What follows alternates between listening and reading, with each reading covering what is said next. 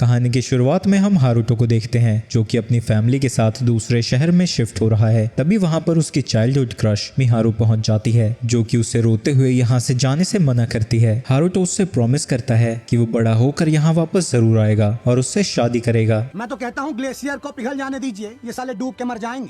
Flashback खत्म होता है और हारुतो बस में बैठकर यूनिवर्सिटी से वापस जा रहा था जहाँ एक छोटी सी बच्ची उसे देख रही थी। पर जैसे ही वो उसे देखता है एक ट्रेन आकर उस बस को ठोक देती है और पहली बार ट्रक कुन को छोड़कर ट्रेन कुन ने अपना काम किया है। जब हारुतो इसेकाई हो रहा था उसे फिर से वही चीजें याद आती हैं। तभी किसी और दुनिया में एक बदबूदार बच्चे को होश आता है जिसका नाम रियो है। जब उसे होश आता है उसके दिमाग में किसी और इंसान की मेमोरीज थी और उसे समझ नहीं आता कि ये मेमोरीज है किसकी। वो अपना नाम भी भूल जाता है और खुद को हारुतो बुलाने लगता है। एक सेकेंड, ये हारुतो कौन है और मेरे दिमाग में वो क्यों चल रहा है? उसकी कौन है ये लोग? मैं बस में बैठा था पर ये बस होती क्या है? इसके बाद उसे हारुतो की और भी ज्यादा मेमोरीज याद आने लगती हैं और उसे लगने लगता है कि बुखार की वजह से वो पागल हो गया है। तभी वहाँ पर कुछ लोग आते हैं और बैठकर खाना खाने लगते हैं और उस भूखे बच्चे को खाना देने की जगह एक बंदा उससे कहता है, ओए रियो, तेरे से बदबू आ रही है, बाहर निकल यहाँ से। इसके बाद रियो वहाँ से बाहर आ जाता है और पेड़ पर लगे फल ही खाने लगता है। इसके बाद रियो को फिर से हारुतो के फ्लैशबैक आते हैं और उसे पता लगता है कि हारुतो 20 साल का लड़का था जिसका यूनिवर्सिटी से आते वक्त एक्सीडेंट हो गया और वो फिर से कंफ्यूज होने लगता है कि वो है कौन। तभी वो खुद को याद दिलाता है, मेरा नाम रियो है जो कि स्लम्स में रहता है और मेरा सिर्फ एक ही सपना है, अपनी माँ की मौत का बदला लेना। बाहर कुछ लड़कियां आती हैं। छोटी लड़कियां कहती हैं कि इससे कितनी बदबू आ रही है और सबसे बड़े वाली लड़की उससे रूडली पूछती है कि क्या उसने एक पर्पल कलर के बालों वाली लड़की को देखा है और उसके बात करने का तरीका बहुत बुरा था। तो रियो उसे कोई जवाब नहीं देता। तो वेनेसा की बदतमीजी के लिए सेलिया उससे माफी मांगती है और वो उससे दोबारा से पूछती है पर रियो कहता है कि ना ही उसने ऐसा कुछ सुना है ना ही उसने ऐसी लड़की को देखा है। जिसके बाद सेलिया उससे पूछती है कि स्लम्स का रास्ता किधर है पर रियो उसे वहां जाने से मना करता है क्योंकि उसके इतने अच्छे कपड़े देखकर वहां कुछ भी हो सकता है। तो रियो कहता है कि उन्हें स्लम में जाने से पहले कपड़े बदल लेने चाहिए। लेकिन कासल में वापस जाने से पहले सिलिया आखिर बार अपने मैजिक डिटेक्शन स्पेल का यूज करती है।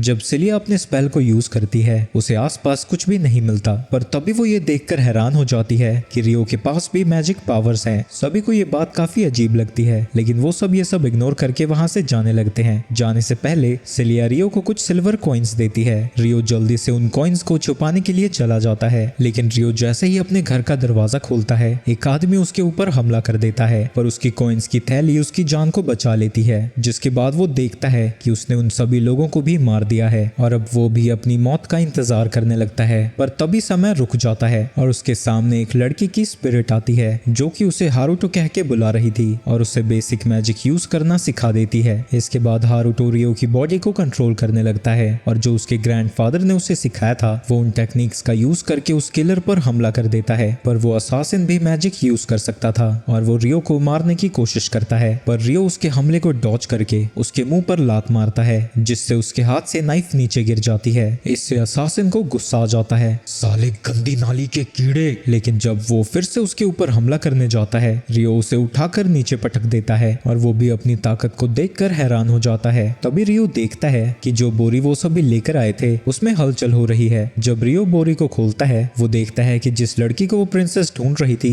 वो यही है और इसका नाम प्रिंसेस फ्लोरा है। फ्लोरा रोते हुए रियो से कहती है कि वो उसे कासल ले चले। तभी वो आसपास इतने सारे खून को देखती है जिसकी वजह से वो डर के मारे बेहोश हो जाती है। रियो फ्लोरा को अपने कंधे पर उठाकर उसे कासल की तरफ ले जाने लगता है पर तभी वो सारी लड़कियां वहां पर आ जाती हैं। क्रिस्टीना नाम की लड़की उसके पास आती है और उसे चाटा मारती है क्योंकि उसे लगता है कि रियो ने ही प्रिंसेस को किडनैप किया था और ऊपर से उनसे झूठ भी बोला। मैं इसे बचाकर वापस कासल में ही लेके आ रहा था। वो उन्हें सारी बात समझाने की कोशिश करता है लेकिन उनमें से कोई भी कुछ सुनना ही नहीं चाहता। वेनेसा तो उसकी गर्दन पर तलवार रख देती है और उसे सजा सुनाने के लिए वो सभी उसे कासल में लेके जाना चाहते हैं। इसके बाद कासल में हम चार्ल्स को देखते हैं जो कि रियो को टॉर्चर कर रहा था। वो जानबूझ के उस पर प्रेशर डाल रहे थे कि वो झूठ मूठ ही इस गुनाह को कबूल कर ले और उन्हें ज्यादा मेहनत ना करनी पड़े। वहीं दूसरी तरफ फ्लोरा को होश आ जाता है। उसे देख के वेनेसा कहती है कि उन्होंने उस लड़के को पकड़ लिया है जिसने उसे किडनैप किया था पर फ्लोरा बताती है कि उसी ने उसकी जान बचाई थी। तो वो सारी लड़कियां रियो को बचाने के लिए वहां से जाने लगती हैं। वहीं चार्ल्स ने रियो को पीट पीट कर उसकी काफी बुरी हालत कर दी है। तभी वहां पर वेनेसा और सिलिया पहुंच जाती है। उन्हें देखते ही चार्ल्स कहता है, इसने कबूल कर लिया है, इसी ने प्रिंसेस को किडनैप किया था। वेनेसा उससे कहती है कि फ्लोरा को होश आ चुका है और उन्होंने बताया है कि रियो ने ही उसे बचाया था। चार्ल्स ये सुनकर घबरा जाता है और वहां से चुपके से निकल जाता है। सीलिया उसे हील करने की कोशिश करती है पर रियो गुस्से में उसे धक्का दे देता है, जिसके बाद वो बेहोश हो जाता है। कुछ देर बाद जब उसे होश आता है उसके सामने सीलिया थी और जब उसे याद आता है कि वो सीलिया ही थी जिसने उससे अच्छे से बात की थी, उसका गुस्सा भी शांत हो जाता है। सीलिया उससे माफी मांगती है और उसे बताती है कि उससे किंग मिलना चाहता है। ठीक है, पर क्या तुम मुझे कुछ मैनर्स सिखा दोगी? मुझे नहीं पता कैसे बात करनी होती है। इसके बाद सीलिया उसे कुछ तौर तरीके सिखा देती है। अगले दिन रियो किंग से मिलने जाता है और जैसे ही दरवाजा खुलता है वो टीचर तो बिल्कुल भी नहीं लग रहा था। वो बड़ी ही तहजीब के साथ अंदर आता है और किंग को ग्रीट करता है। अपनी बेटी की जान बचाने के लिए किंग उसे रॉयल एकेडमी में एडमिशन दिला देता है, जहाँ की सीलिया और रियो बात कर रहे थे। जहाँ सीलिया को पता लगता है कि रियो को पढ़ना लिखना नहीं आता, तो वो उसे कहती है कि क्लास खत्म होने के बाद वो उसके पास आ सकती है तो वो उसे पढ़ना सिखा देगी। और क्लासरूम में जाने से पहले सीलिया उसे कहती है कि इस एकेडमी में सिर्फ रॉयल फैमिली और नोबल्स के ही बच्चे पढ़ते हैं, यानी यहाँ उसे बुली किया जा सकता है। पर रियो कहता है मुझे फर्क नहीं पड़ता, मुझे अपनी जगह पता है। जिसके बाद क्लासरूम में सीलिया सभी को बताती है कि ये नया ट्रांसफर स्टूडेंट है जो कि उन्हें आज से ज्वाइन करने वाला है। इसके बाद वो रियो को अपना इंट्रोडक्शन देने को कहती है, लेकिन उसका इंट्रो सुनने के बाद सभी स्टूडेंट्स उसका मजाक उड़ाने लगते हैं। इसके बाद सीलिया उससे कहती है कि वो अपनी सीट पर जाकर बैठ जाए और वो सभी बच्चों को पढ़ाना शुरू कर देती है। जहाँ जब उन सभी को पता लगता है कि उसे पढ़ना लिखना नहीं आता, उसका और ज्यादा मजाक उड़ने लगता है। क्लास खत्म होने के बाद रियो सीलिया के पास आता है और अंदर जाने पर वो देखता है कि उसके रूम में किताबें इधर उधर फैल रखी हैं और भले ही वो 12 साल की है पर उसकी इंटेलिजेंस के बारे में पूरी किंगडम को पता है। रियो उससे पूछता है कि वो इतनी कम उम्र में प्रोफेसर कैसे बन गई। मैंने प्राइमरी स्कूल स्किप कर दिया और सीधा हाई स्कूल में पहुंच गई और ग्रेजुएशन करने के बाद सीधा प्रोफेसर बन गई। इसके बाद रियो कुछ मैथ के प्रॉब्लम्स को सॉल्व करके उसे देता है, जिसे देख के सीलिया हैरान हो जाती है क्योंकि उसे पढ़ना लिखना तो आता ही नहीं था। वहीं रियो ने हारुतो की मेमोरीज का यूज करके इन मैथ की प्रॉब्लम्स को सॉल्व किया था। सीलिया देखती है कि उसके सारे जवाब सही थे और उससे पूछती है कि उसे ये सब किसने सिखाया। मुझे थोड़ा बहुत मेरी मॉम ने सिखाया था। अच्छा, यानी तुम्हारी मॉम तो इन सारी चीजों में बहुत अच्छी होंगी। हाँ, वो अच्छी तो थी। उसका उदास चेहरा देखकर वो समझ जाती है कि उसे टॉपिक बदल देना चाहिए। आगे सीलिया उससे पूछती है कि कहीं उसे आज किसी ने बुली तो नहीं किया। रियो उस चंपू के बारे में सोचता है जिसने उसे बुली किया था, पर वो उससे कहता है कि उसे किसी ने परेशान नहीं किया। जिसके बाद सीलिया उससे पूछती है कि क्या उसे और किसी चीज में मदद चाहिए, तो रियो उसे बताता है कि उसके पास बुक्स नहीं है। तो सीलिया कहती है कि वो उसके लिए लाइब्रेरी से बुक ला देगी। अगले दिन हम सभी स्टूडेंट्स को देखते हैं जिनकी स्वॉट क्लास में ट्रेनिंग चल रही है और क्योंकि एक झोपड़पट्टी वाले के साथ कोई भी ट्रेनिंग नहीं करना चाहता था, रियो अकेला ही प्रैक्टिस कर रहा था। ये देखकर उनका टीचर वहां पहुंच जाता है। तुम्हारी ट्रेनिंग शुरू करें। ये देखकर सभी स्टूडेंट्स हैरान हो जाते हैं। जिसके बाद रियो हारुतो की मेमोरीज का यूज करता है और टीचर के ऊपर हमला कर देता है। उसकी फाइटिंग स्टाइल को देखकर वो इम्प्रेस हो जाते हैं। क्या तुम रॉयल नाइट बनना चाहोगे? सॉरी, पर मुझे इस चीज में कोई इंटरेस्ट नहीं है। इसके बाद कुछ महीने बीत जाते हैं और रियो अपने आने वाले एग्जाम की तैयारी कर रहा है। जिसके बाद उनका एग्जाम भी शुरू हो जाता है और जो चंपू उसे परेशान कर रहे थे वही सवाल पर अटके पड़े हैं और रियो धड़ाधड़ जवाब लिखने में लगा हुआ है। एग्जाम खत्म होने के बाद जब वो बाहर आता है, वो बाहर देखता है कि सभी की कोई ना कोई दोस्त या फिर गर्लफ्रेंड है और वो खुद को बहुत अकेला महसूस कर रहा था। तभी उसे हारुतो की बचपन की क्रश की भी याद आती है कि कैसे जब वो दोबारा वापस मिले, मिहारू की फीलिंग्स उसके लिए खत्म हो चुकी थी। वो वापस से अपने रूम में आता है। मैं हारुतो नहीं हूँ, हारुतो बहुत पहले मर चुका है। मुझे उसके बारे में जरा भी नहीं सोचना है। मुझे बस अपना बदला लेना है, जिसके लिए मुझे और भी ज्यादा ताकतवर होना होगा। इसके बाद जब रिजल्ट का दिन आता है, सभी लोग उसे देखकर हैरान हो जाते हैं क्योंकि इस बार के एग्जाम में रियो ने टॉप किया है। ये देखकर रॉयल फैमिली के चंपुओं को गुस्सा आ जाता है। तभी वहाँ पर रियो पहुँचता है। उसे देखकर वो चंपू उसके पास जाता है। तुमने जरूर चीटिंग की होगी, नहीं तो तुम्हारा टॉप पे आना तो नामुमकिन है। तेरे लिए होगा इम्पॉसिबल बे। मैं तो इक्वेशन को सूंघ के जवाब बता सकता हूँ। तभी फ्लोरा उससे कहती है कि उसे बिना किसी सबूत के किसी पर इल्जाम नहीं लगाना चाहिए। चंपू हैरान हो जाता है कि प्रिंसेस एक नोबल की साइड लेने की जगह एक झोपड़पट्टी वाले की तरफ से क्यों बोल रही है। तभी वहाँ पर सीलिया आ जाती है और कहती है कि उसने कोई चीटिंग नहीं की है, वो उसके पास आके पढ़ता था इसलिए उसने टॉप किया है। लेकिन वो चंपू कहता है ये सभी मिलकर हमको पागल बना रहे हैं, चलो यहाँ से। उसका साथ देने के लिए रियो उनका शुक्रिया अदा करता है। लेकिन प्रिंसेस फ्लोरा गुस्से में थी क्योंकि वो उसकी वजह से सेकंड आई और मुंह फुलाकर वहां से चली जाती है। इसके बाद हम 5 साल बाद का सीन देखते हैं जहां इंस्ट्रक्टर सभी से कह रहे थे कुछ दिनों बाद नाइट टूर्नामेंट होने वाला है जिसके लिए मैं कुछ रिप्रेजेंटेटिव्स को चुनने जा रहा हूं जो इस टूर्नामेंट में हिस्सा लेंगे वो हैं अल्फोंस, स्टुअर्ट और रियो। रियो का नाम सुन के सभी लोग हैरान हो जाते हैं और अल्फोंस कहता है कि ऐसे प्रेस्टिजियस टूर्नामेंट में वो एक झोपड़पट्टी वाले को हिस्सा लेने कैसे दे सकते हैं। अल्फोंस, डिसीजन लिया जा चुका है। इसके बाद जब सीलिया को पता लगता है कि उसे नाइट टूर्नामेंट के लिए सिलेक्ट किया गया है, वो उसे कॉन्ग्रेचुलेट करती है और कहती है कि ये बहुत बड़ी बात है क्योंकि अगर उसने इसमें अच्छा परफॉर्म किया तो वो आसानी से एक रॉयल नाइट बन सकता है। पर रियो कहता है कि उसका नाइट बनने का कोई इरादा नहीं है, वो तो अपनी एक जर्नी पर निकलना चाहता है। ये सुनकर सीलिया दुखी हो जाती है और वो अलग अलग तरीके के बहाने बनाने लगती है ताकि रियो हमेशा के लिए उसके साथ रहे, लेकिन उसका कोई भी पैतरा काम नहीं आता और वो दुखी होकर उससे पूछती है कि वो जर्नी पर कहाँ जाने वाला है। रियो उसे बताता है कि वो अकामो जाने वाला है क्योंकि एक बार उसकी मॉम ने उसे प्रॉमिस किया था कि वो उसे अकामो लेकर जाएगी। इसके बाद नाइट टूर्नामेंट का दिन आ जाता है और इस टूर्नामेंट का रेफरी एल्फ्रेड है जो कि सबसे पहले रियो को बुलाता है। जो जब रिंग में एंटर करने जा रहा था, अल्फोंस उससे कहता है कि वो तो हारने वाला है, पर रियो उसे इग्नोर करके वहां से आगे बढ़ जाता है। जिसके बाद एल्फ्रेड रियो के अपोनेंट को बुलाता है जो कि वही हराम का पिल्ला चार्ल्स है। उसकी गोबर सी शक्ल देखकर भी वो खुद को कंट्रोल में रखता है। जिसके बाद उन दोनों की फाइट शुरू कर दी जाती है जहां रियो उसके ऊपर भारी पड़ रहा था और चाहे वो अपनी शील्ड का भी यूज क्यों ना कर ले, फिर भी रियो आसानी से उसे हरा देता है। लेकिन अपनी हार पर उसे यकीन नहीं होता और वो रेफरी से कहता है, प्लीज मुझे एक और मौका दो, ये तो मेरा थोड़ा ध्यान भटक गया था इसलिए ये जीत गया। चार्ल्स, तुम एक रॉयल गार्ड हो, ऐसी बच्चों वाली हरकतें तुम्हें शोभा नहीं देती, जाओ यहाँ से। जिसके बाद चार्ल्स हार मानकर वहां से चला जाता है और सभी लोग रियो की जीत के लिए वहां तालियां बजाने लगते हैं। इसके बाद रात को चार्ल्स एक बंदे के पास बैठा था और वो पीते हुए अपनी हार की कहानी बता रहा था और बताता है कि रियो वही लड़का है जिसे कि 5 साल पहले फ्लोरा की किडनैपिंग में पकड़ा गया था। ये सुन के रीस को उस दिन की याद आ जाती है और हमें पता चलता है कि ये वही बंदा है जिसने उस असासिन को एक क्रिस्टल तोड़कर मार दिया था। अगले दिन सीलिया रियो के यूनिवर्सिटी में आने का इंतजार कर रही थी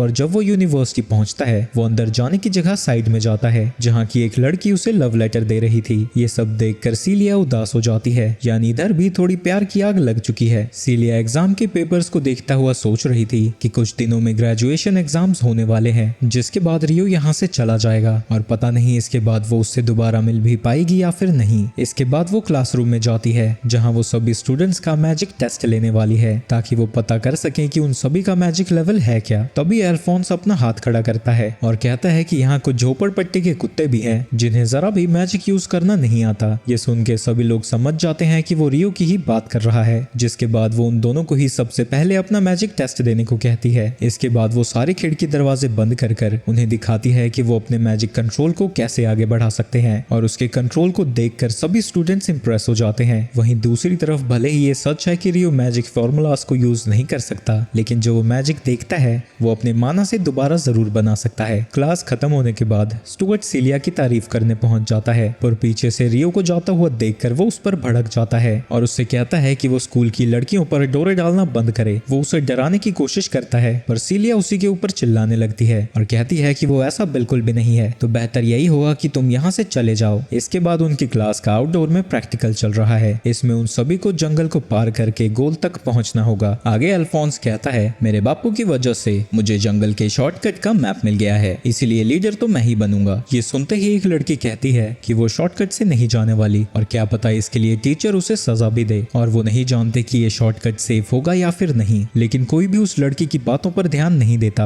वो बस शॉर्टकट के जरिए इस मिशन को जल्दी से पार करना चाहते हैं। तो हार कर वो लड़की भी मान जाती है। जिसके बाद सभी लोग जाने की तैयारी करने लगते हैं और स्टुअर्ट रियो के पास आकर कहता है, तुम तो मैजिक यूज नहीं कर सकते ना, तो क्यों ना तुम सारा सामान ही उठा लो। रियो इस चीज के लिए मान जाता है। फ्लोरा उसकी मदद करने के लिए उसके पास आती है, पर रियो कहता है कि इसकी कोई जरूरत नहीं है। जब वो सभी फॉरेस्ट के अंदर पहुंचते हैं, कुछ गॉब्लिन्स उनके ऊपर हमला कर देते हैं, पर वो गॉब्लिन्स काफी ज्यादा कमजोर थे, तो वो सभी मिलकर उन्हें आसानी से हरा देते हैं। और यहाँ हम देखते हैं कि रीस इन स्टूडेंट्स का पीछा कर रहा है, और जब वो थोड़ी और आगे जाते हैं वो देखते हैं कि ये शॉर्टकट किसी काम का नहीं था, क्योंकि वो सीधा उन्हें एक क्लिफ के पास ले गया। और तभी उनके पीछे से वहाँ कुछ ऑक्स पहुंच जाते हैं और उनके हमले की वजह से एक बच्चे के पैर में चोट लग जाती है और वो फुदक फुदक कर इधर उधर टकराने लगता है, जिसकी वजह से फ्लोरा नीचे खाई में गिरने लगती है। तभी रियो भी उसके पीछे कूद जाता है और वो अपने मैजिक का यूज करके फ्लोरा को फिर से ऊपर भेज देता है और खुद खाई में गिरने लगता है। वहीं अल्फोंस की लीडरशिप में सभी लोग एक डिफेंस फॉर्मेशन में खड़े हो जाते हैं और साथ में मिलकर उन सभी ऑक्स को हरा देते हैं। वहीं दूसरी तरफ रियो पूरी तरह से सही सलामत है। इसके बाद अल्फोंस सारी मामले की जांच करने लगता है, पर स्टुअर्ट सीधा कहता है कि वो फ्लोरा से नहीं टकराया, रियो ने ही जानबूझकर उसे धक्का दिया होगा। वहीं कोई भी उसे ढूंढने के लिए जाना नहीं चाहता, पर फ्लोरा कहती है कि उन्हें उसे बचाने के लिए जाना ही होगा और अगर कोई उसके साथ नहीं आया तो वो अकेले ही चली जाएगी। प्रिंसेस फ्लोरा, आप समझते क्यों नहीं? वो एक गंदी नाली का कीड़ा था और उसका अंजाम यही होना था। उसे मरने दो, हमें आगे बढ़ना चाहिए। वहीं इस मची हुई भसड़ को देखकर रियो सोचता है कि वो अकेला ही आगे बढ़ जाएगा। तभी उन्हें किसी मॉन्स्टर के चिल्लाने की आवाज आती है, जिसे रियो भी सुन लेता है और एक मिनाटोर मॉन्स्टर उनके सामने आ जाता है। उसे देखकर सभी स्टूडेंट्स डर जाते हैं। क्रिस्टीना उसके ऊपर थंडरबोल्ट से हमला करती है, लेकिन इससे उसका कुछ भी नहीं बिगड़ता और वो मिनाटोर एक ही हमले से 3 स्टूडेंट्स को नीचे गिरा देता है। प्रिंसेस फ्लोरा एक बच्चे को हील करने लगती है, पर तभी वहां पर वो मॉन्स्टर पहुंच जाता है और उसके ऊपर हमला कर देता है, पर ऐन वक्त पर रियो आकर उसे बचा लेता है। वो फ्लोरा से कहता है कि वो जल्दी से उस मोटू को यहाँ से ले जाए। उसके जाने के बाद रियो अकेला ही उस मॉन्स्टर से लड़ने लगता है, जो कि एक हाथ से भी उसके ऊपर काफी भारी पड़ रहा था। तो रियो बस उसके हमलों को डॉच करता जाता है और मौका देखकर उसकी गर्दन को ही काट देता है। तभी वहां फ्लोरा को ढूंढते हुए कुछ स्टूडेंट्स पहुंच जाते हैं और इस मौके का फायदा उठाकर रियो वहां से निकल जाता है। वहीं रीस, जो कि इन सारी चीजों को देख रहा था, उसे लगता है कि रियो में कुछ तो स्पेशल है। इसके बाद हम एकेडमी में सीलिया को देखते हैं, जो कि प्रिंसिपल से कुछ बात करने जा रही थी। तभी वो अंदर से सुनती है कि रियो मिसिंग है। वो बंदा तो इतना तक कह रहा था कि रियो यहाँ पर फ्लोरा को ही मारने आया था और जब सबको इस बारे में पता चला वो यहाँ से भाग गया। वहीं प्रिंसिपल भी उसकी बातों को सुनकर समझ जाता है कि वो उसे फंसाने की कोशिश कर रहा है, लेकिन इस सिचुएशन में प्रिंसिपल भी कुछ नहीं कर सकता था। तो वो सारे इल्जाम रियो पर लगाने के लिए मान जाता है और ये सारी चीजें सीलिया बाहर सुन लेती है। इसके बाद जब रियो सीलिया से मिलने आता है, वो खुशी के मारे उसे गले लगा लेती है। इसके बाद सीलिया सारी चीजें रियो को बता देती है। रियो कहता है कि अगर उसने प्रूफ भी कर दिया कि वो इनोसेंट है, तब भी किसी को कोई फर्क नहीं पड़ेगा, क्योंकि वो एक कॉमनर है, इसलिए वो एकेडमी को छोड़कर चला जाएगा। पर जाने से पहले वो सीलिया से वादा करता है कि वो उससे दोबारा जरूर मिलेगा। तुम मुझे लेटर भी लिख सकती हो और उसमें मेरा नाम हारुतो लिखना। इसके बाद रियो वहां से चला जाता है और उसके जाने के बाद सीलिया रोने लगती है। वहीं वो जनरल किसी डेमी ह्यूमन को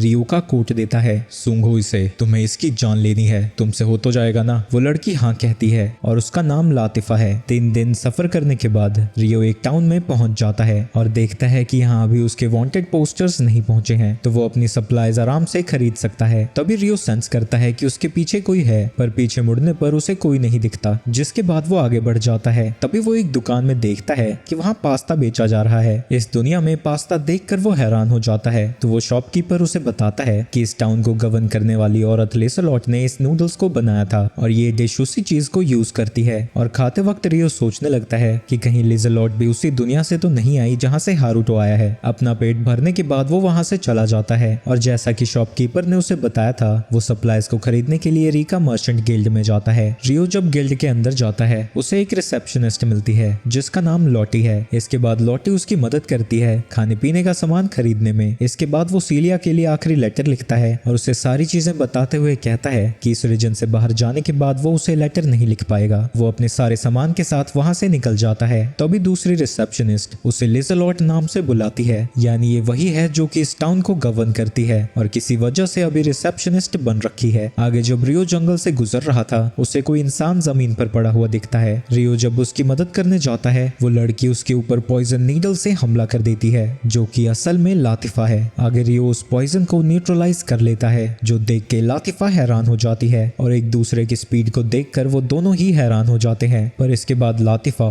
फिजिकल एनहांसमेंट स्पेल को यूज करती है, तो रियो को भी अपनी पावर्स बढ़ाकर उससे लड़ना पड़ता है। लेकिन फाइट के दौरान रियो अपनी तलवार को रख देता है और उससे हाथों से ही लड़ने लगता है। रियो उसका हाथ पकड़कर जमीन पर गिरा देता है, लेकिन लियो को देखकर लातिफा डर जाती है और वो रोते हुए कहने लगती है कि मुझे मत मारो, मॉम प्लीज मुझे बचा लो। रियो उसे शांत होने को कहता है, पर वो सुनते ही नहीं, तो वो अपने मैजिक का यूज करके उसे बेहोश कर देता है, जिसके बाद वो उसके हाथ पैर बांध देता है। जिस दौरान वो देखता है कि उसकी गर्दन पर सबमिशन कॉलर है, यानी वो किसी की स्लेव है। जिसके बाद रियो को एक स्पेल याद आता है, जिसका यूज करके वो उसके कॉलर को उसकी गर्दन से हटा देता है। इसके बाद हम फ्लैशबैक में देखते हैं कि जो छोटी बच्ची हारुतो को देख रही थी, वो भी उस एक्सीडेंट में इस दुनिया में पहुंच गई। यहाँ आने पर उसने देखा कि उसकी गर्दन में कॉलर है और उसका ओनर और कोई नहीं बल्कि स्टुअर्ट है। लातिफा उससे कहती है कि मेरा नाम लातिफा नहीं है, मैं एंडो हूँ। लेकिन ये सुन के वो उसे टॉर्चर करने लगता है। जब लातिफा को होश आता है, वो फिर से घबराने लगती है, पर जब वो देखती है कि उसकी गर्दन से कॉलर कॉलर हट चुका है वो खुशी के मारे रोने लगती है। रियो जब लातिफा से सवाल पूछता है उससे पता लगता है कि वो स्टुअर्ट की स्लेव थी और शायद उसके अलावा कोई भी उसके पीछे नहीं आया है। और अब क्योंकि उसकी गर्दन से कॉलर हट चुका था,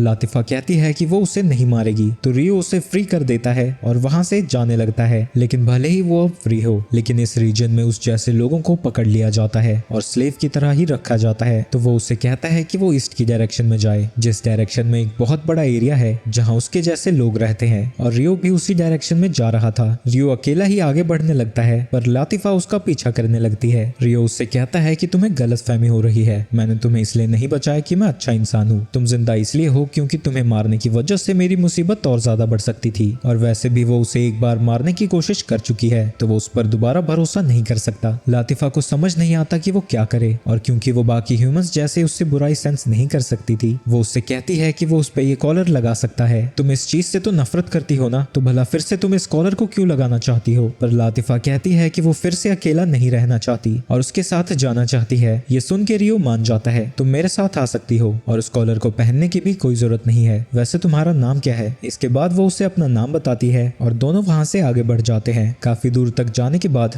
रियो को भूख लग जाती है और वो अपने लिए सैंडविच बना ही रहा था, तभी उससे लातिफा के पेट से आवाज आती है। लातिफा उससे माफी मांगती है, इसमें माफी वाली कोई भी बात नहीं है, तुम जितना चाहो खा सकती हो। यहाँ आने पर पहली बार लातिफा को इंसानों जैसा खाना मिला था। जब तक वो उस जेल में थी उसे फेंका हुआ या जानवरों का खाना ही दिया जाता था और पहली बार खाना खाकर वो रोने लगती है। इसके बाद कुछ और दिन बीत जाते हैं और दिन भर चलने के बाद रियो देखता है कि लातिफा थक चुकी है, तो रियो यहीं पर कैंप लगाने का सोचता है। वहीं दूसरी तरफ सेलिया को रियो का लेटर मिलता है। भले ही वो ये जान के दुखी होती है कि कुछ समय तक अब उसे लेटर्स नहीं मिलेंगे, पर कम से कम वो जिंदा और ठीक तो है। वहीं जब रियो खाना बना रहा था वो ये देखकर हैरान हो जाता है कि वो नॉर सूपी नूडल्स के बारे में जानती है, यहाँ तक कि उसे ये भी पता है कि इसे खाते कैसे हैं। और उसे शक हो जाता है कि लातिफा भी उसी की तरह दूसरी दुनिया से यहाँ पर आई है, और उसका ये शक रात में कंफर्म हो जाता है जब लातिफा नींद में कहने लगती है कि वो वापस अपने माँ बाप के पास टोक्यो जाना चाहती है। अगली सुबह लातिफा की नींद पहले खुलती है और वो रियो की शक्ल देखकर याद करती है कि वो बिल्कुल वैसा ही दिखता है जैसा वो बस वाला लड़का दिखता था। जब रियो की नींद खुलती है लातिफा उससे पूछती है कि क्या वो उसे भाई बुला सकती है, जिसके लिए रियो मान जाता है और वो दोनों अपनी जर्नी पर फिर से निकल जाते हैं। और रास्ते में उन्हें कई सारे मॉन्स्टर्स भी मिलते हैं और वॉल्केनोस भी।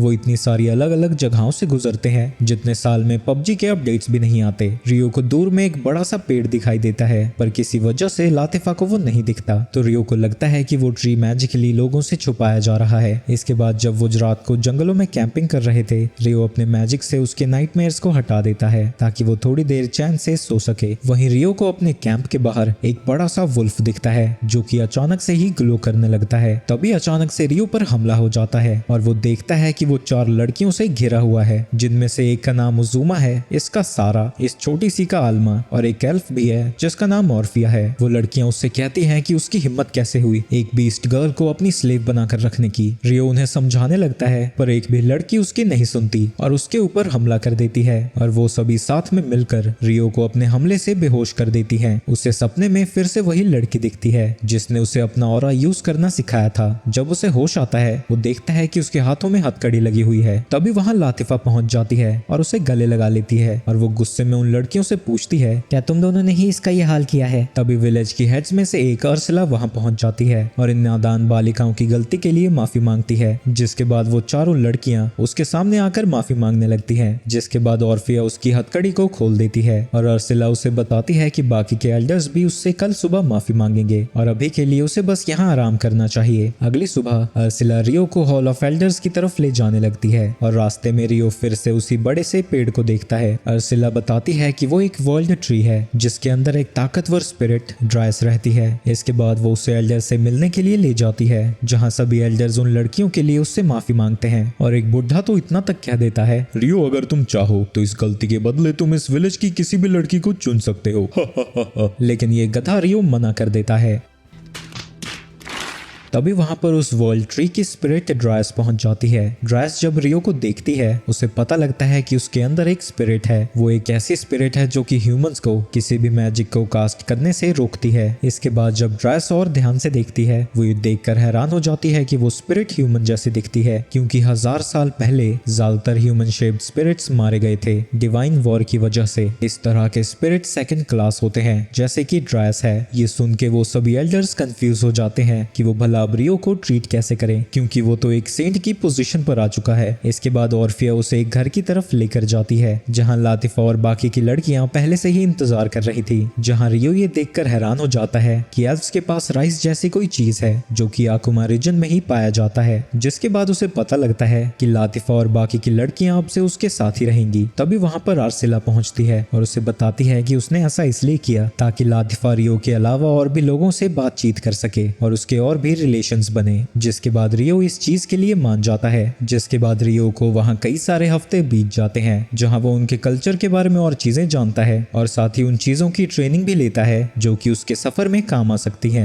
वहां एक ग्रैंड स्पिरिट फेस्टिवल भी ऑर्गेनाइज किया जाता है जो कि उस वर्ल्ड ट्री की शान में रखा जाता है, जिसमें रियो भी हिस्सा लेता है। इसी दौरान रीस एक एडवेंचरर के साथ मिलकर एक केव के अंदर जाता है जिसके अंदर से वो एक ड्रैगन का एग लेकर बाहर आता है। और जब वो दोनों वहां से बाहर निकलते हैं रीस पीछे देखकर खुश हो जाता है क्योंकि जैसा उसने सोचा था उसके पीछे काफी सारे ड्रैगन्स आ रहे हैं। वहीं दूसरी तरफ फेस्टिवल में ड्रायस रियो और लातिफा को अपनी ब्लेसिंग देती है। वहीं रात को जब सभी लोग पार्टी को एंजॉय कर रहे थे रियो बेचारा मुसीबत में फंसा पड़ा था क्योंकि तीनों लड़कियां उससे चिपकी हुई हैं और वो बेचारा सांस भी नहीं ले पा रहा था। कुछ देर में जब लड़कियां वहां से चली जाती हैं वहां पर आर्सिला आती है। रियो आर्सिला को बताता है कि वो कुछ ही समय में यहाँ से जाने वाला है। वहीं दूसरी तरफ रीस अपने साथी को आसपास के एरिया को स्काउट करने को कहता है और उसे एक रेड पिल भी देता है जिसे वो खा जाता है। रीस जब आसमान में जाता है वो कुछ वाइब्रेंस को अपनी ही तरफ आता हुआ देखता है। वहीं रात को लातिफा और रियो अकेले जंगलों में टहलने जाते हैं जहां रियो उससे पूछता है कि क्या उसे यहाँ रहना पसंद है। लातिफा कहती है बिल्कुल, यहाँ सारी लड़कियाँ बहुत अच्छी हैं, वो मेरे साथ खेलती भी हैं और हम बहुत सारे मजे करते हैं और सबसे बड़ी बात तो आप भी यहाँ पर हैं। पर तभी रियो उसे बताता है कि वो इस विलेज को छोड़कर अपनी जर्नी पर निकलने वाला है। ये सुन के लातिफा दुखी हो जाती है और कहती है कि वो भी उसके साथ जाएगी, पर रियो मना कर देता है क्योंकि उसे नहीं पता कि आगे उसकी जर्नी में कितने बड़े खतरे आएंगे। ये सुन के लातिफा गुस्से में वहां से चली जाती है। वहीं दूसरी तरफ एल्डर्स की मीटिंग चल रही है जो उन्हीं वाइब्रेंस के बारे में बात कर रहे हैं। वहीं इस मौके का फायदा उठाकर रीस वाइब्रेन के डेन के अंदर चला जाता है और एक एक करके उनके सारे अंडे चुराने लगता है। सैरा और बाकी की लड़कियां आसपास के एरिया को स्काउट करने चली जाती हैं जहां वो उसी इंसान को देखते हैं। वो सभी जब उसके पास जाती हैं वो देखती हैं कि उसके थैले में एक अंडा है, लेकिन तभी वो एडवेंचरर ग्रिफिन पर बैठकर वहां से भाग जाता है। वो उसके ऊपर हमला करती है पर ग्रिफिन सारे हमलों को डॉज कर लेता है। पर तभी उस बंदे के सामने एक वाइब्रेन पहुंच जाता है। जब वो सभी उस काले वाइब्रेन को देखते हैं वो समझ जाते हैं कि वो अंडा वाइब्रेन का ही है और इससे पहले कि वो वाइब्रेन विलेज के अंदर जाता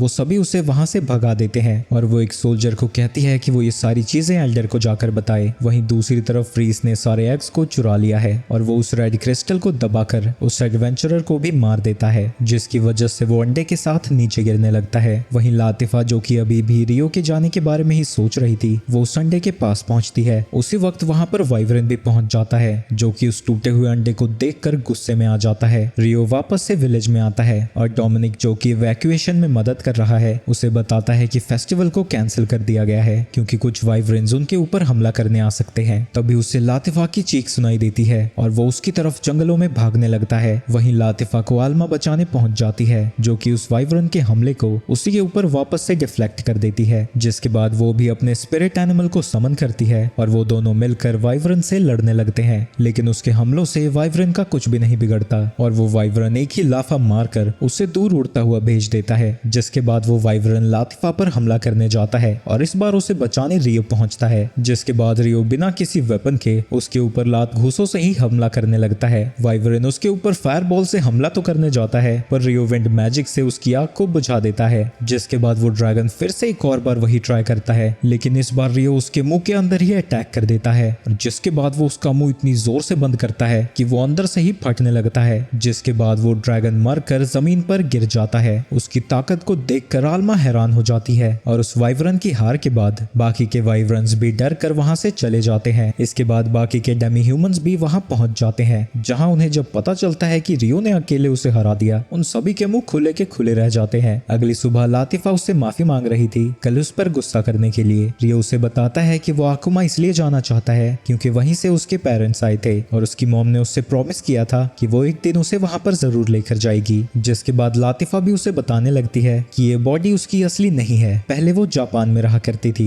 लेकिन मरने के बाद वो इस बॉडी में रीइंकार्नेट हो गई। लातिफा को लगता है कि उसे ये सारी बातें झूठ लगेंगी, पर रियो उससे कहता है मुझे तुम्हारी बातों पर पूरा यकीन है। मैं भी असल में दूसरी दुनिया में ही रहता था और वो भी जापान में, और मरने के बाद यहाँ पहुंच गया। इसके बाद लातिफा प्रॉमिस करती है कि वो जब तक वापस नहीं आ जाता वो उसका यही इंतजार करेगी। इसके बाद रियो के दोस्त और सभी एल्डर्स उसे सी ऑफ करने के लिए बाहर आए हुए थे। डोमिनिक उसे एक ऐसी स्वॉर्ड देता है जो कि किसी भी स्पिरिट आर्ट को अब्सॉर्ब कर सकती है, और साथ ही वो उसे एक ऐसा आर्मर भी देते हैं जो कि किसी भी मेटल के आर्मर से कहीं बेहतर है। वहीं आर्सिला उसे मेडिसिन और फ्रूट्स भी दे देती है। वो सब तो ठीक है, पर मैं इस दुनिया के बोझ को लेकर आगे कैसे बढ़ूंगा? तो आखिरी एल्डर उसे स्पेस स्टोरेज देती है। रियो उसे अपने हाथ में पहन लेता है और उसके अंदर सभी सामान को रख लेता है। जिसके बाद वो अपनी छोटी बहन लातिफा को गुड बाय बोलकर वहां से चला जाता है। 2 महीने सफर करने के बाद रियो आकुमा रीजन में पहुंच जाता है, जहां वो 2 विलेजर्स रूरी और से उसे कहता है कि वो उनके विलेज के हेड से मिलना चाहता है, जिसके लिए वो दोनों लड़कियां मान जाती हैं और उसे एल्डर के पास ले जाती हैं, जिसका नाम यूबा है।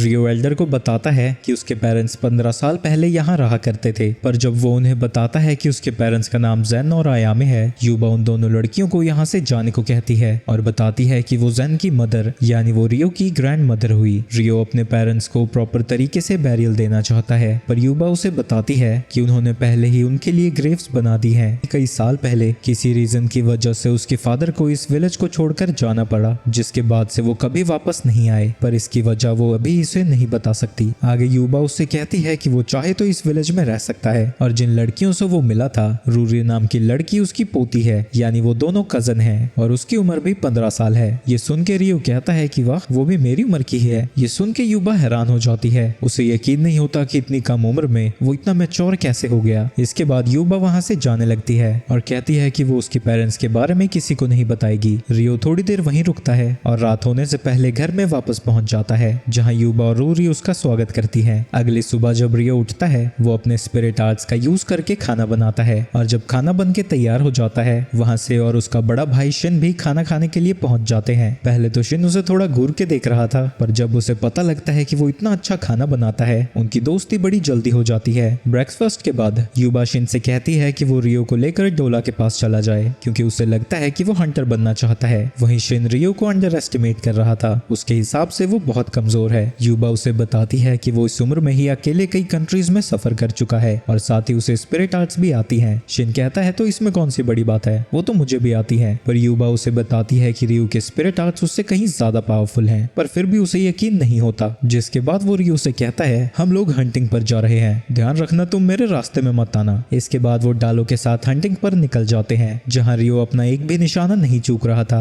वहीं दूसरी तरफ शिन एक भी शिकार नहीं कर पाता, जिसकी वजह से वो गुस्से में वहां से चला जाता है। हंटिंग के बाद रियो देखता है कि उसका पूरा शरीर गंदा हो रखा है, तो उसे नहाना पड़ेगा, लेकिन क्योंकि विलेज में कोई बाथ था ही नहीं, तो वो खुद ही अपना बाथ बना लेता है। जब रूरी और सेओ उस अजीब सी चीज को देखते हैं, रियो बाहर आकर उन्हें बताता है कि ये है क्या। तभी वहां पर शिन अपने पट्टरों के साथ पहुंच जाता है और वो गुस्से में रियो से बात करने लगता है, क्योंकि उसे लगता है कि वो लड़कियों को इम्प्रेस करने के लिए ये सब कर रहा है। पर रूरी और सेओ उसे डिफेंड करने के लिए पहुंच जाती हैं, जिसकी वजह से उसे पीछे हटना पड़ता है। अगले दिन रियो विलेज में सभी लोगों की मदद कर रहा था, जिसकी वजह से सारी लड़कियां उसे देखकर इम्प्रेस हो रही थी और इससे शिन फिर से जलने लगता है। आगे रियो और यूबा बात कर रहे थे, जहां यूबा उससे पूछती है कि क्या वो उनके राइस के शिपमेंट को गार्ड कर सकता है, जिसके लिए रियो मान जाता है। तभी वो दोनों कुछ भगदड़ मचती हुई देखते हैं और हमें पता चलता है कि शिन कुछ लोगों से भिड़ चुका है, और जिससे वो भिड़ा है वो बगल के ही विलेज के चीफ का बेटा है, जो कि जानबूझकर उन लड़कियों के होते हुए उस बात के अंदर चला गया था, और इस छुछुंदर का नाम गोन है। अरे फिक्र मत करो, मेरी काटना थोड़ी खराब हो गई थी, इसलिए मुझे यहाँ आना पड़ा। और रोरी,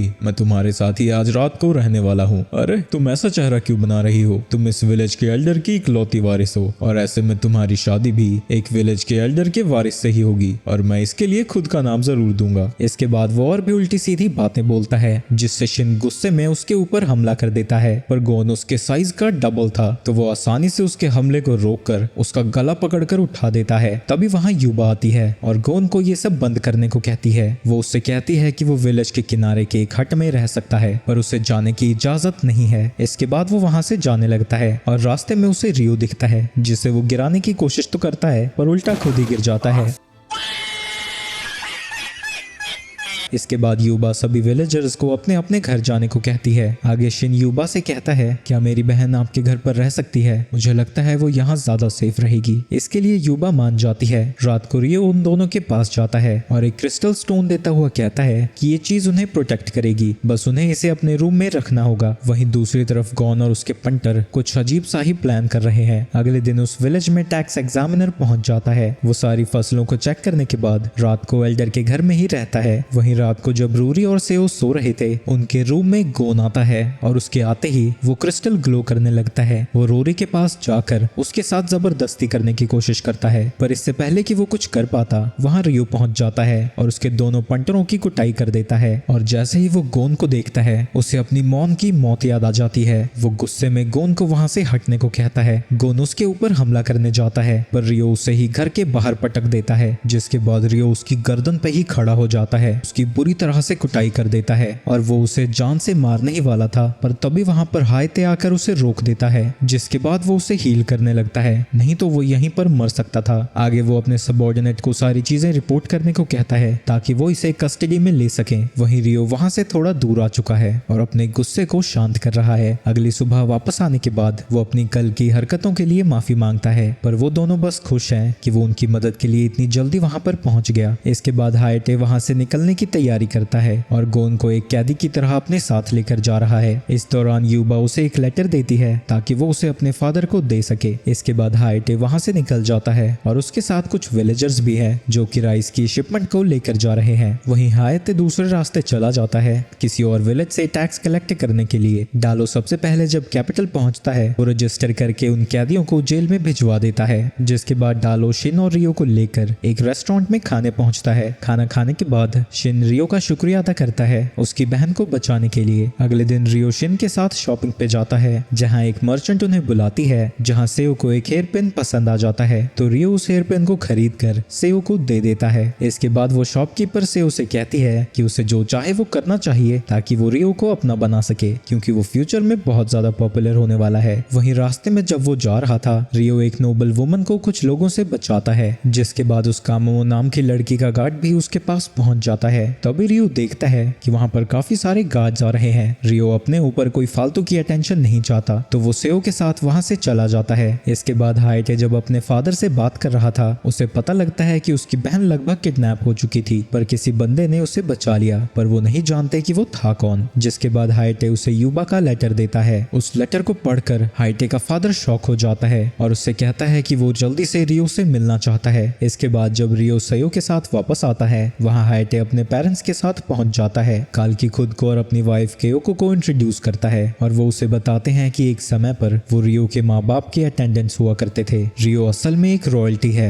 रियो की मदर इस किंगडम की प्रिंसेस थी। 20 साल पहले किंगडम ऑफ कारासुकी बगल के ही किंगडम के साथ वॉर पे थी, जहाँ जेन उनके स्ट्रॉन्गेस्ट सोल्जर्स में से एक था। यहाँ तक कि उसने जेन के साथ डुएल भी किया था, जिसके बाद उसने जेन को रॉयल गार्ड के लिए रेकमेंड किया। जेन और आय में बड़ी जल्दी ही एक दूसरे को पसंद करने लगे, पर जब उनकी नेबरिंग किंगडम के साथ पीस की नेगोशिएशन चल रही थी, उस किंगडम के एम्बेसडर को आय में पसंद आ गई और उसने उसे किडनैप कराने की भी कोशिश कराई, पर ऐन वक्त पर जेन आकर उसे बचा लेता है। पर अपने प्लान को फेल होता हुआ देखकर उस एम्बेसडर ने डिमांड किया कि अगर वो पीस चाहते हैं तो उन्हें आय में की शादी उससे करानी पड़ेगी और साथ ही जेन को भी एक्सिक्यूट करना होगा, जिसकी वजह से जेन और आय में को किंगडम छोड़कर वहां से भागना पड़ा। इसके बाद गोल की अगले दिन रियो को लेकर किंग और क्वीन के पास जाता है, जिसके बाद रियो उन्हें बताता है कि जब वो छोटा था उसके फादर की मौत हो गई, जिसके बाद वो अपनी मॉम के साथ ही रहा करता था। उसकी मॉम और वो बड़े ही खुश थे और अकेला होते हुए भी उसकी मॉम ने कभी भी कमजोरी नहीं दिखाई। तभी एक दिन वहाँ लूशियस पहुंच जाता है, जो कि उनका क्लोज फैमिली फ्रेंड है और एक एडवेंचरर, और वहाँ आते ही उसने जबरदस्ती रियो को एक पोशन पिलाया। ये चीज उसकी मॉम भी देख लेती है और उसे चुप रखने के लिए लूशियस ने उसे भी मार दिया। इसके बाद रियो को स्लम्स में फेंक दिया गया, जहाँ वो अकेला बड़ा हुआ। इसके बाद वो उसे आगे आगे की कहानी बताता है कि कैसे फ्लोरा को बचाने की वजह से उससे किंग ने रॉयल एकेडमी में एडमिशन दिला दिया। किंग उससे पूछता है कि वो लूशियस के साथ क्या करने वाला है। रियो कहता है कि वो उसे अपने हाथों से ही मारेगा।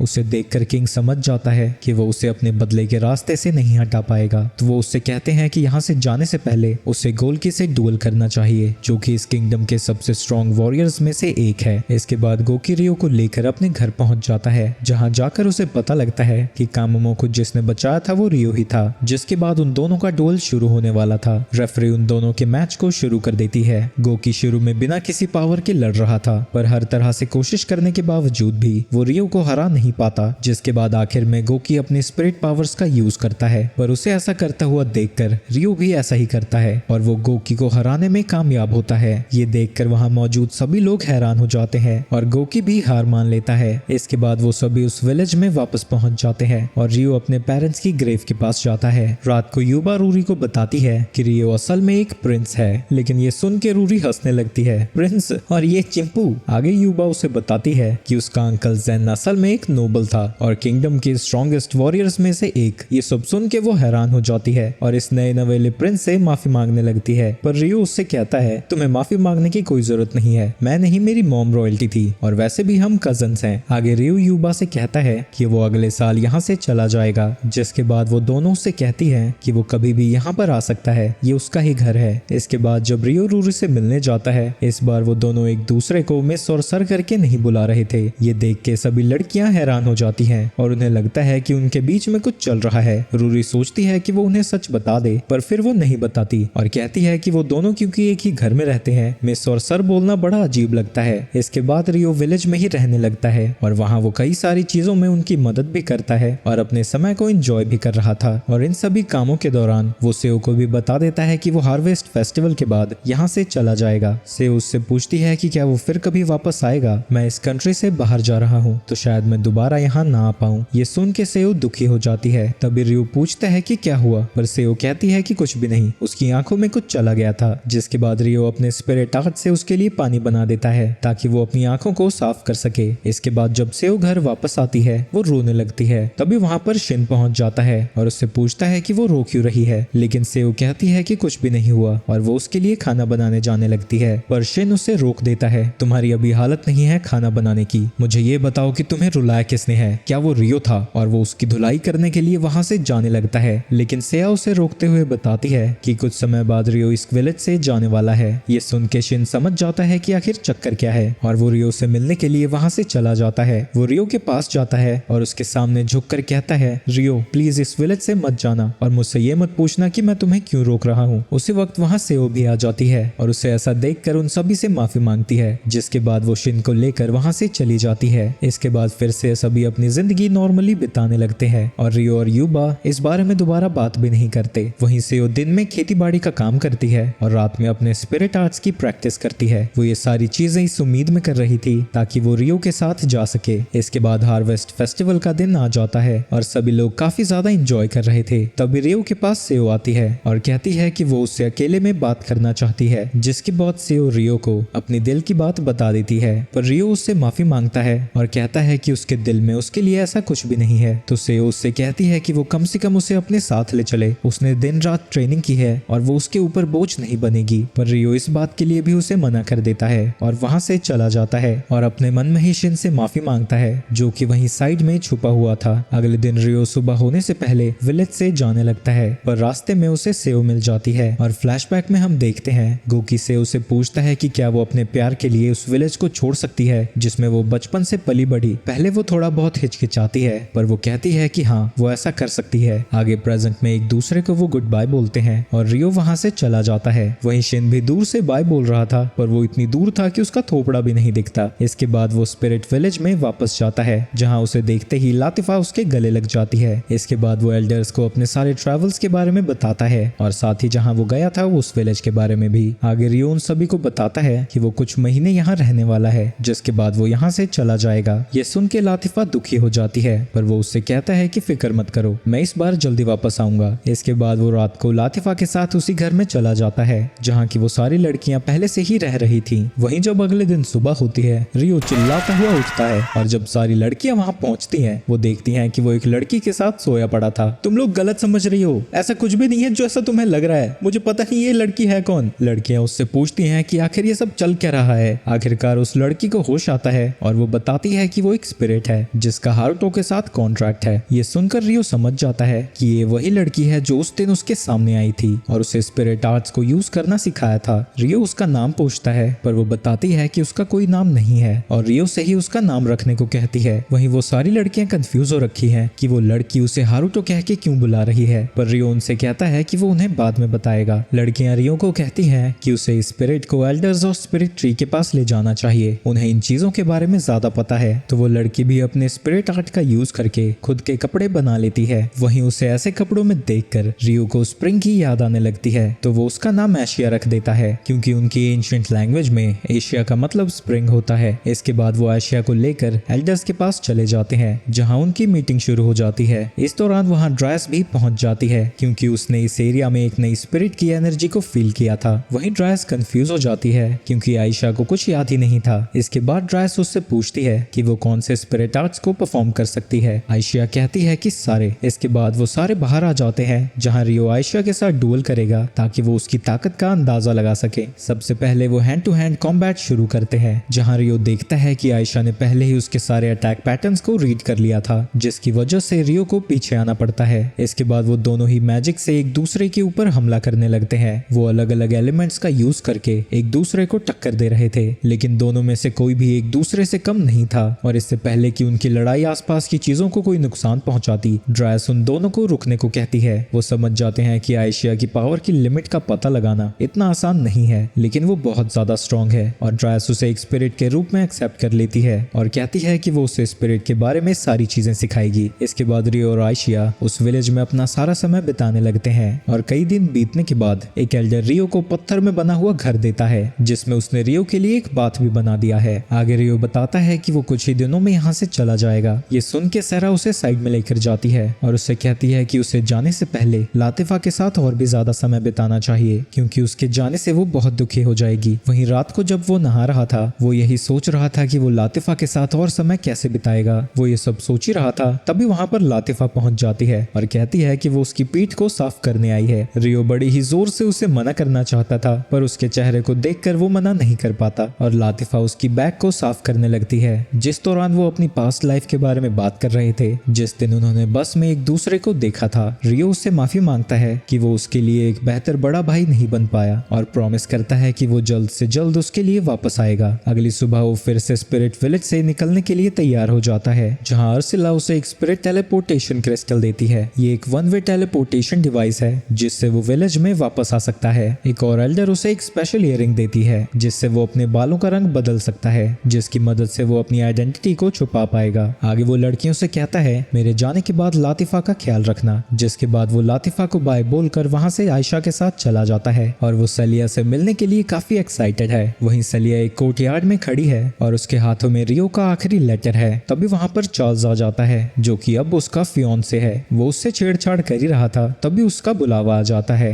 वो फिर से उस लेटर को देखती है और सोचती है कि आखिर रियो है कहाँ। वहीं रियो जब किंगडम में वापस आता है वो देखता है कि यहाँ पर कुछ ज्यादा ही लोग हैं। वो अपने बालों का कलर चेंज करता है और एक बेकर से पूछता है कि यहाँ चल क्या रहा है। वो उसे बताती है कि यहाँ जल्द ही एक नोबल की वेडिंग होने वाली है और जिस नोबल की वो बात कर रही है वो चार्ल्स है, लेकिन उसे अभी ये नहीं पता कि उसकी वेडिंग है किसके साथ। रात को सेलिया से मिलने के लिए अपनी पुरानी एकेडमी में जाता है लेकिन जब वो उसके लैब में जाते हैं वो ये देखकर हैरान हो जाता है कि वो पूरी तरह से खाली हो चुकी है। अब रियो को चिंता होने लगती है तो वो आयशा को एक प्रोफेसर के रूम में भेजता है जहां वो उसे हिप्नोटाइज कर देती है। जिसके बाद वो खुद अंदर आता है और पूछता है कि सेलिया है कहां पर। यहाँ रियो को पता लगता है कि कल सेलिया की शादी है और वो भी चार्ल्स के साथ। ये सुन के रियो शॉक हो जाता है। रियो उससे पूछता है कि ऐसा हो क्यों रहा है। प्रोफेसर बताता है कि वेडिंग की अनाउंसमेंट वॉर के बाद हुई है क्योंकि इस किंगडम की वॉर चल रही है। किंग के ऊपर काफी सारे सैंक्शंस लगे हुए हैं और उन्हें इस वॉर को जीतने में पूरी पावर लगने वाली है और इसी मौके का फायदा चार्ल्स उठा रहा है। लेकिन क्या और कैसे हुआ ये पूरी डिटेल उसे भी नहीं पता। इसके बाद रियो आयशा के साथ बाहर आ जाता है और वो कुछ करने से पहले सीलिया से बात करना चाहता है लेकिन उसके आसपास गार्ड्स बहुत ज्यादा होंगे तो सीलिया कहती है कि वो पहले जाकर इन्वेस्टिगेट करेगी। रियो उसे रोकता है पर वो कहती है कि वो अपनी प्रेजेंस को छुपा सकती है, जिसके बाद वो वहां से चली जाती है। इसके बाद हम सेलिया को देखते हैं जो कि अपने फादर रोलैंड और अपने फियांसे चार्ल्स के साथ डिनर कर रही थी। चार्ल्स रोलैंड से कहता है, आप फिक्र मत कीजिए, हमारे दोनों घरों की शादी किंगडम को दिखाएगी कि हम आज भी बहुत मजबूत हैं। वहीं उनकी बातों को सुन के हमें ये तो पता चल जाता है ना ही सेलिया ना ही उसके फादर इस शादी को करना चाहते हैं, पर उनके पास कोई और चॉइस है ही नहीं। इसके बाद वहाँ रियो भी पहुंच जाता है, जो देखता है कि वहाँ की सिक्योरिटी बहुत ज्यादा टाइट है। इसके बाद आयशिया उसे सेलिया की लोकेशन के बारे में बता देती है। सेलिया अपने स्टडी टेबल पर बैठी हुई थी और वो रियो के लेटर को जलाने के बारे में सोच रही है, लेकिन उसे इस बात का दुख है कि वो सेरेमनी से पहले रियो को दोबारा नहीं देख पाएगी। तभी वहाँ पर रियो पहुंच जाता है और सेलिया 4 साल बाद रियो से मिलती है। उसे देखकर वो उसे गले लगा लेती है और उसके एडवेंचर्स के बारे में पूछने लगती है, पर रियो उससे पूछता है कि क्या वो सच में चार्ल्स से शादी करना चाहती है। सेलिया हाँ में जवाब देती है और कहती है कि अब उसकी उम्र हो चुकी है शादी करने की, और वैसे भी चार्ल्स उतना बुरा इंसान भी नहीं है। इससे पहले कि रियो कुछ कह पाता, वो उसे रोक देती है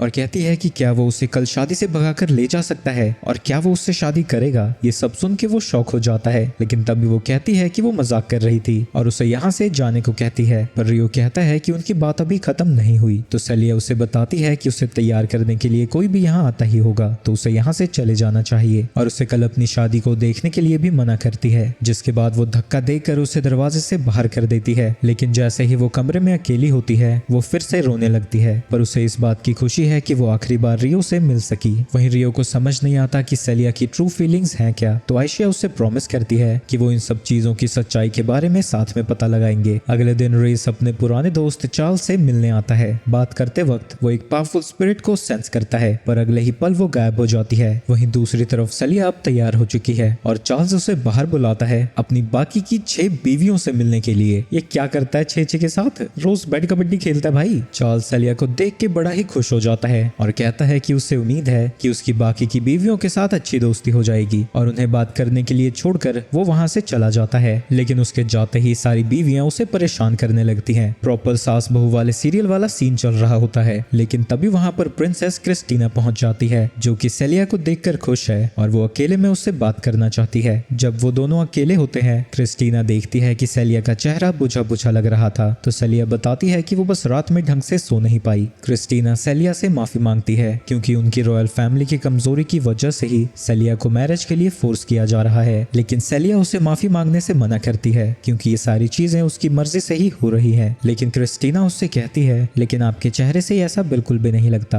आपको देखकर ऐसा लगता है जैसे किसी आजाद पक्षी को पिंजरे में बंद कर दिया गया हो। वहीं दूसरी तरफ चार्ल्स एल्फ्रेड से सिक्योरिटी के बारे में बात कर रहा है और यहाँ मजबूरी में उसे उसकी सारी बातें माननी पड़ती हैं क्योंकि अब वो काफी पावरफुल हो चुका है। इसके बाद चार्ल्स सेलिया के साथ वेडिंग सेरेमनी के लिए निकल जाता है, जहाँ की सारी जनता उनके ऊपर फटे हुए कागज बरसा रही है और इन सारी जनता के बीच रियो भी छुपकर सब कुछ देख रहा है। वहीं आयशिया टेलीपैथी के जरिए सेलिया से बात करने लगती है और उससे कहती है कि वो लेफ्ट में देखे। उस भीड़ में उसे रियो दिखता है, लेकिन उसे देखकर वो रोने लगती है क्योंकि वो नहीं चाहती थी कि रियो उसे ऐसे देखे। इसके बाद जब वो कासल की तरफ जाने लगते हैं, तभी पीछे से सेलिया को शोर शराबा सुनाई देने लगता है क्योंकि रियो ने उसके लिए बैरिकेड तोड़ दिया है और अब वो दौड़ता हुआ उसकी तरफ ही आ रहा है। वो अपनी पावर्स का यूज करते हुए सभी छोटे मोटे सोल्जर्स को इधर उधर उड़ाता रहता है, जिसके बाद सभी मैजिक यूजर्स उसको रोकने के लिए आगे बढ़ते हैं, लेकिन रियो उन सबसे बच के आगे बढ़ जाता है। जिसके बाद चार्ल्स फेंकने लगता है कि वो बंदा उसके एलीट गार्ड्स के सामने नहीं टिक पाएगा और वो सभी खुद के ऊपर एन्चांटमेंट्स करके रियो पर हमला करने के लिए चले जाते हैं, लेकिन रियो आसानी से उसके सभी गार्ड्स की धुलाई कर देता है और वहां पहुंचकर उसे खींच के मुक्का मारता है और जब वो अपना पेट पकड़कर नीचे गिरता है, वो सेलिया की गर्दन पर चाकू रख देता है और उसे टेलीपैथिकली कहता है, प्रोफेसर यार शादी की बात है, आप सच में इससे करना चाहती हैं? अगर आप नहीं चाहती तो मैं इस सारी चीज को अकेला ही रोक सकता हूँ और फिक्र मत करो, मैं किसी को भी ज्यादा चोट नहीं पहुंचाऊंगा। सेलिया सोचने लगती है कि उसे क्या करना चाहिए क्योंकि इस शादी से किंगडम की स्ट्रेंथ और ज्यादा बढ़ जाएगी, लेकिन वो शादी तो बिल्कुल भी नहीं करना चाहती और वो रोते हुए उससे पूछती है कि अगर वो शादी नहीं करना चाहती तो वो क्या करेगा। रियो कहता है कि वो बस उसे यहाँ से भगा ले जाएगा कहीं बहुत ज्यादा दूर, और सेलिया जब इसके लिए हाँ करती है, रियो सबके सामने उसे भगाकर ले जाता है और जब वो छोटे मोटे सोल्जर उसके ऊपर हमला करने जाते हैं, वो उन्हें भी आराम से डॉज करता हुआ आगे बढ़ जाता है। इस दौरान रीस भी रियो के ऊपर हमला करता है, लेकिन वो उसके अटैक को भी ब्लॉक करके वहाँ से भाग जाता है। वहीं चार्ल्स पीछे से चिल्लाने लगता है, अरे भाई उस पर हमला मत करो, सेलिया को चोट लग जाएगी, लेकिन उसकी बातों पर कोई भी ध्यान नहीं दे रहा होता और वो इन सारी चीजों का जिम्मेदार एल्फ्रेड को ठहराता है। वहीं रियो जब भाग रहा था, ग्रिफिन यूनिट अभी भी उनका पीछा कर रही है। रियो अपनी स्पीड बढ़ाकर एक एलिवे में जाता है जहाँ आयशिया पहले से उसका इंतजार कर रही थी। वो आयशिया को सेलिया दे देता है और कहता है कि वो जल्द ही उससे मिलने आएगा, जिसके बाद वो सारे सोल्जर्स का अटेंशन अपनी तरफ खींचने लगता है और सभी सोल्जर्स उसके ऊपर ही हमला करने लगते हैं, जिसके बाद उसके सामने कई सारे गार्ड्स पहुंच जाते हैं। लेकिन रियो उन सभी को हरा देता है, पर बिना मारे लड़ने में उसे भी काफी दिक्कत हो रही थी। तभी वहां पर एल्फ्रेड पहुंच जाता है। एल्फ्रेड अपनी तलवार निकाल कर उससे लड़ने लगता है और आज के दिन पहली बार उसे ऐसा लग रहा था कि वो मुसीबत में है। एल्फ्रेड के बारे में कहा जाता है कि वो किंगडम में सबसे ज्यादा ताकतवर है, लेकिन देखने में ऐसा लग रहा था कि जैसे उन दोनों की टक्कर बराबरी की हो। और ये देखकर एल्फ्रेड हैरान हो जाता है, लेकिन फाइट के दौरान वो नोटिस करता है कि रियो उसके ऊपर बिल्कुल भी हमला नहीं कर रहा है और उसे लगता है कि वो उसे अंडर एस्टिमेट कर रहा है। तो वो अपने सबसे पावरफुल हमले का उसके ऊपर यूज करने लगता है और एक पावरफुल लेजर अटैक से उसके ऊपर हमला कर देता है। लेकिन जब वहां का धुआं साफ होता है, रियो वहां से गायब हो चुका था। तो एल्फ्रेड अपने सभी गार्ड्स को उसे ढूंढने का ऑर्डर दे देता है। वहीं दूसरी तरफ सेलिया को रियो की फिक्र होने लगी थी, लेकिन थोड़ी देर में ही वहां रियो पहुंच जाता है, जिसके बाद वो बड़ी खुशी खुशी आपस में बात करने लगते हैं। लेकिन तभी आयशिया कुछ सेंस करती है और उनके आसपास कई सारी लाइट्स चमकने लगती हैं। और जब ये सारी चीजें खत्म होती है, आयशिया हारुतो से कहती है कि वो यहाँ से चला जाए, उन्हें उसकी मदद की जरूरत है। वहीं दूसरी तरफ हम कुछ जापानीज लोगों को देखते हैं और उन्हें समझ नहीं आ रहा होता कि वो आ कहाँ गए। लेकिन तभी कुछ डाकू उन्हें किडनैप कर लेते हैं और उन्हें कार्ट में डालकर कहीं लेके जा रहे थे। लेकिन उसी वक्त वहां पर रियो पहुंच जाता है और उसे कार्ट के अंदर से जापानीज आवाजें आ रही थी। रियो आसानी से उन सभी बैंडिट्स को एक एक करके हरा देता है, जिसके बाद वो उन सभी को बचाने चला जाता है। वो भी रियो को जापानीज बोलता हुआ देखकर हैरान हो जाती है। उनमें से एक लड़का जिसका नाम मसाटो है, वो रियो को बताता है कि उनका एक और साथी है यहाँ पे। जब रियो उस कार्ट को खोलता है, वो शॉक में आ जाता है क्योंकि ये उसके बचपन का प्यार मिहारू है। तो वीडियो यहीं पर समाप्त होता है। वीडियो अच्छी लगी हो तो चैनल को लाइक कर देना और वीडियो को सब्सक्राइब करते जाना।